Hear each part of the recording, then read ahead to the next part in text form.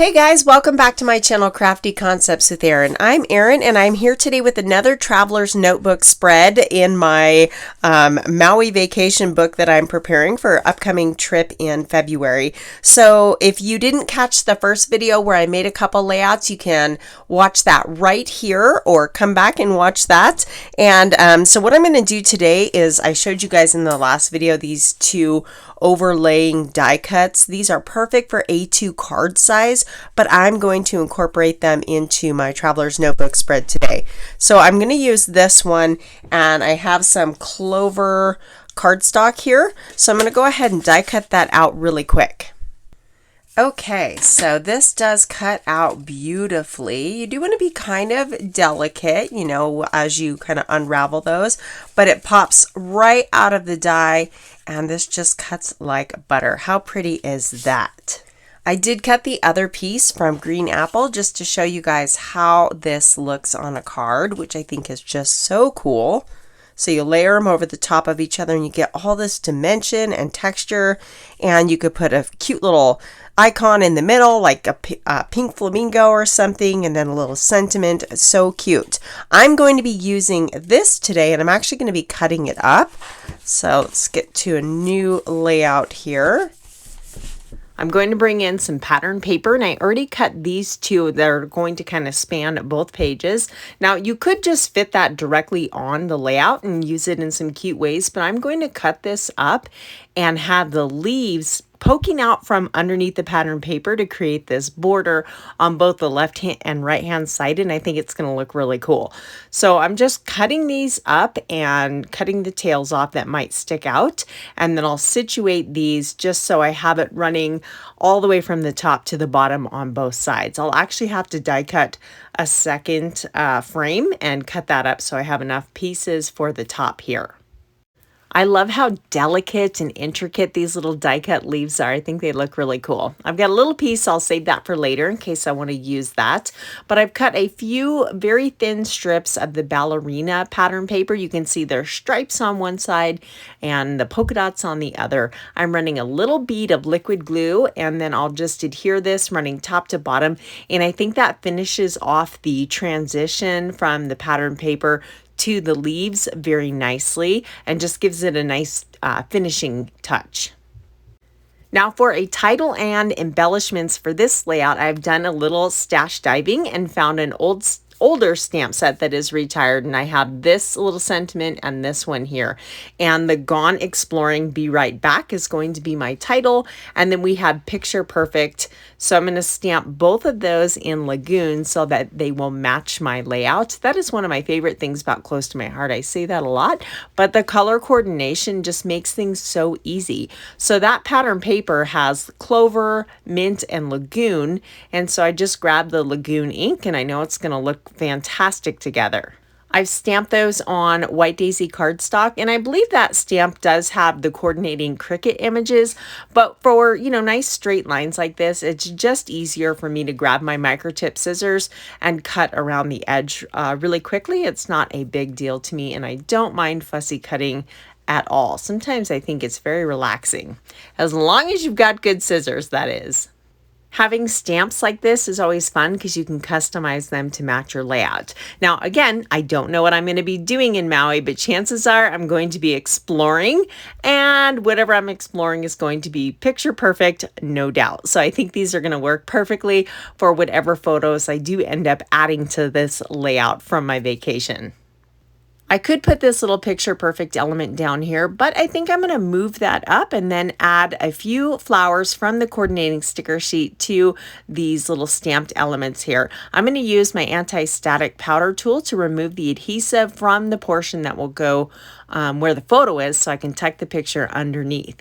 I have this little stamped tag for a journaling block. And now this flower from the Deck the Palms Tropical Stamp Set, I've gone ahead and cut those out.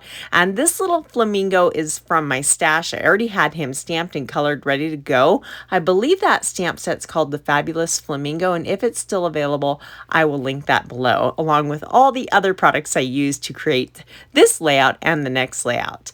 So I have another stamp from my stash set, and there's this little from my stamp set from my stash, something like that. But it says my kind of day, and I'm going to stamp it in this little open spot right under my journaling tag. So here is our first layout in today's video. Stay tuned, I've got one more for you, but I think that turned out pretty cute and I can't wait to put pictures on it. So we'll flip open to a blank spot here, and I've already gone ahead and cut some pattern paper. We have that fun tropical pattern paper and then this pink polka dot. Now I've cut both of those to 1 6.5 and 1 7 inches long, and I want to keep the length, but I want them to have this tag shape. So what I'm going to do is called partial die cutting, and it's super easy to do. If you are new to die cutting, I'll show you how this works here. So what I'm going to do is take some Post-it removable tape and secure my metal die in place.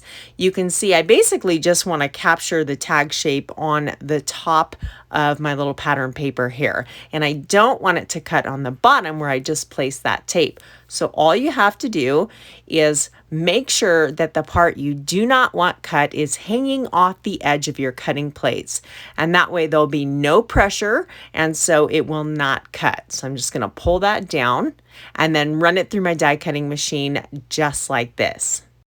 Let's see how we did here. So we'll go ahead and remove our paper, and perfect. So now we have a tag, but this time it's 7 inches in length. So you can really customize it that way, just making sure to hang that off the edge of your die cutting plate. I'm going to go ahead and repeat the process with this tropical pattern paper, and we'll get that lined up, secure it, and then again, I'll go ahead and run that through my die cutting machine with it hanging off the edge where we do not want it to cut.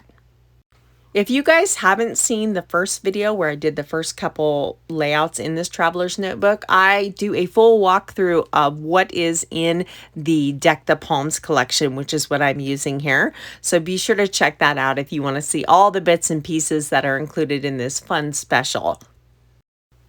I thought it'd be fun to add a pop of the raspberry color just by adding ink to the edges of all of the pattern papers here. So I love to do this, just going around with my little ink blending tool super quickly. Obviously I've sped this up, but you know, you don't need to spend a lot of time. You just go right around the edges. I'll get that cleared out of the way. And now I do want these kind of staggered in height, just like so. I have this word tropical from the coordinating sticker sheet, and you can see the bottom half of those letters is shiny where they have that UV coating, and I think that looks so cool. This is going to be for a 3x4 photo, and I've matted that on Lagoon cardstock. And then I have two smaller areas for photos, and these are 2x2, again matted on the Lagoon cardstock. And I will layer these right over my tags for more photos. I'll probably trim my photos down even slightly smaller so they'll have both the white border and the Lagoon border as well, and I think that'll look really nice. So those fit perfectly right on top of each other. Now I wanted the word adventure, so I found this in my stash, the scenic route. It says our adventure, but I'm going to go ahead and just ink up part of it. So I'm thinking maybe under here somewhere. If you're ever afraid to stamp on your layout, you can always practice by stamping on a little piece of paper like I'm doing here, and then cutting it out and placing it on your layout to see how that stamp looks. Obviously it's going to look a little bit different because we've got it on white cardstock, but it'll give you a close enough idea to where you know if it's going to look good or not before you actually commit to stamping it on the background permanently. You can see I'm just playing with different placements, and I did decide that it looks best under the word tropical in line with that upper photo mat. I'm making sure that the first word R was clean. I could have masked that off, but there's enough space in between there to where I thought I could get away with it, and that turned out perfectly. I want to add more of that fun raspberry color, so I die cut this using the tabs and tags thin cuts, and I can put the date up there or a sentiment or really anything. And to keep it consistent with the color, I'm using that same raspberry cardstock to create some faux ribbons in the tops of my tag. I like to cut the ends at an angle just to make it look more ribbon-like and give it some character. You could definitely use real ribbon, but the paper actually works really well and looks great. Once I get those where I want them, I'll just add a little bit of liquid glue behind and that'll hold them in place. I'm going to trim that one up a little bit more. I like to use this white glue because it doesn't warp the paper or anything like that. So it's great for these traveler's notebooks where you might see it on the other side, depending on how many paper layers you put down. We still need to add a journaling spot. So I have this little leaf sticker and a stitch circle that I've die cut. I think I'm going to put the sticker right about there. And we have an awkward little spot in between. So I have cut another one of those flowers and colored it in. Same thing we did on the last layout, and it's going to sit right like that.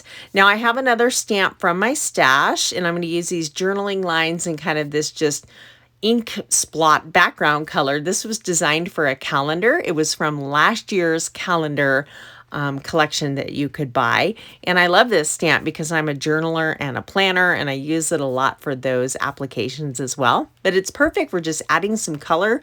And then I'm going to stamp the journaling lines right over the top of the mint background that I just created. If you like this look, there is the Perfectly Imperfect Patterns, which has a bunch of different ink splotches that gives you like a watercolor look, and it is great for this type of technique. So doesn't that add just some more interest to that journaling block as opposed to just being white? Typically, I am a 12 by 12 scrapbooker, but I am really enjoying this format. It's fun to make these little mini books, and really it's just kind of the same thing. You just shrink everything down. I hope you guys are getting some good ideas, and I appreciate you stopping by and spending time with me. Here are a few more videos I think you might enjoy, and I'll catch you next time.